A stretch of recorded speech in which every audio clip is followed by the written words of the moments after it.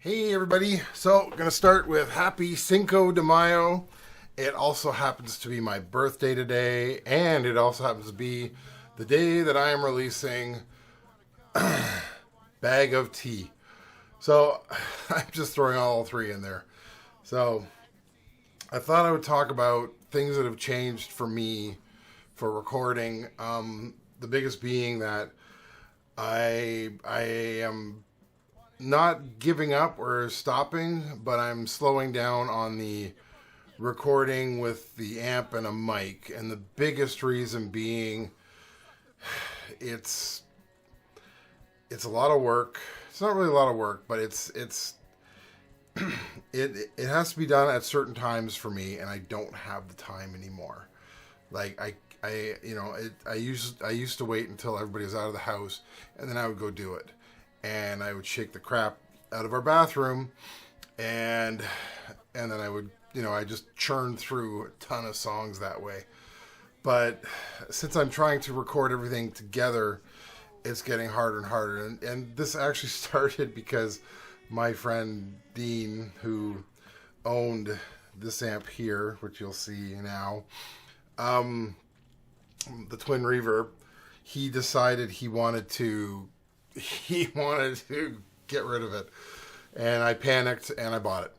Now, I bought it for a good price. I bought it at such a good price that if I doubled what I paid for it, people would still buy it, because that amp is worth so much, and it is such a staple in this studio, and it has been here since pretty much. It's been here longer than he's ever had it at his place. Let's just put it that way, okay? So there you go. He left it here one day and he never took it back, and then he just decided, I'm going to sell it. So I've got it now. And the biggest problem with this amp is that to get the tones you want, you have to crank it to the point that you can't be in the room with it. Now, granted, if I had a studio where I could put it in a room and leave it in the room and leave it mic'd all the time, that would be awesome. But I don't have that. I have this little area here, which is like 9 by 14 or something. This little area here is my wonderful studio.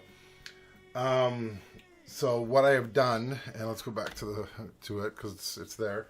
You'll see on the corner is a Radio Prodigy. And what that is that's a power attenuator. It's also, ironically, a DI box. It can be used as a DI box, and it also has a cab simulation of four speaker cab simulator on it. So what that allows me to do is crank it. As you can see, I have it at 8 on the volume. It's hard to tell, but on the vibrato volume where I'm plugged in, you can see that I have it at 8. And that would never have been possible. I have never had it at 8 with the speaker. And the thing is, even with using the power attenuator on it, even with using that power attenuator, it's still loud. Like, even at 6. 6 is now manageable. We could actually have a band practice in here with that amp at 6, which is the standard clean tone that you want from an amp like that, and we could use it. I was going to buy a different attenuator. I was going to buy a Z-Break one, which goes inside, and then that way it's always connected. Because right now the only way that I can connect that attenuator, that one is I have to actually have it sitting on a box behind the amp, because the cable from the speakers is not long enough to go into that. So I can't do that.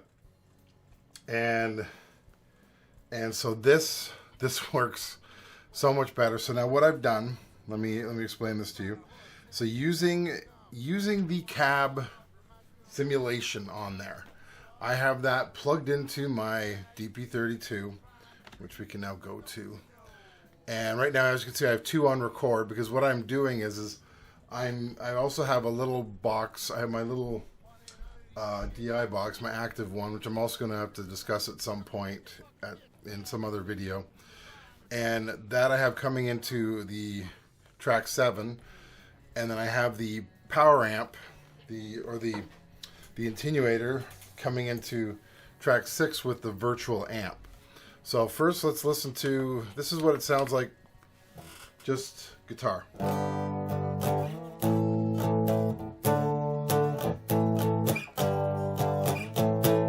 So that is what's getting recorded on track 7, which is your direct line from the guitar into the system, which I always recommend doing because you never know when you're going to change stuff. So that's first. Now let's go over to the amp.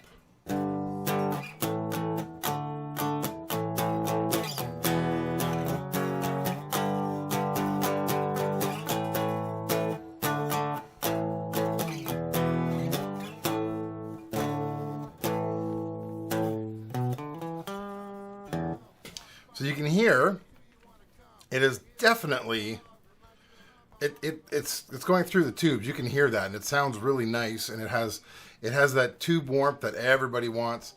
And so, and it's also at 8, which I can't do any other way.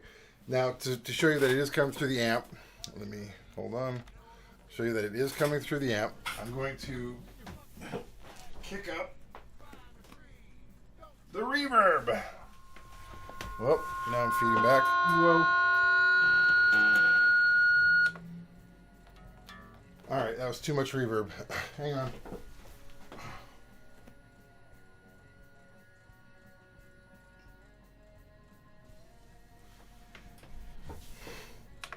It didn't like that.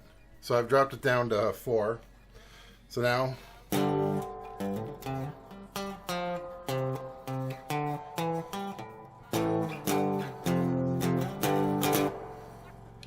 you can see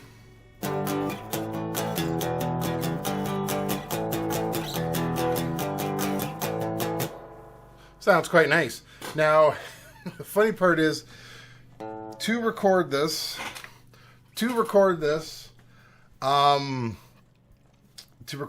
like if I use my DI line, like if I do a line out and I reamp, to do it that way I literally have to use my wireless system, because otherwise I get the feedback like we just heard, and it's so loud you can actually hear it in the Prodigy going, because it's that loud.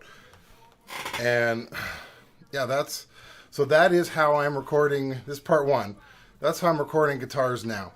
I wanted to just show you that this is what I'm doing to get somewhat of a to allow me to continue on with this recording stuff and get stuff done without having to deal with things such as I can't mic anything over there because there's people in the house and it's too much noise, or I'm shaking everything out of the bathroom, which I have done. I'm surprised there's not recordings where you can hear like shampoo falling off the shower into the bottom of the shower. So that's my video today. Thanks. Hope you had fun. Hope this helps you out. Talk to you later. Bye.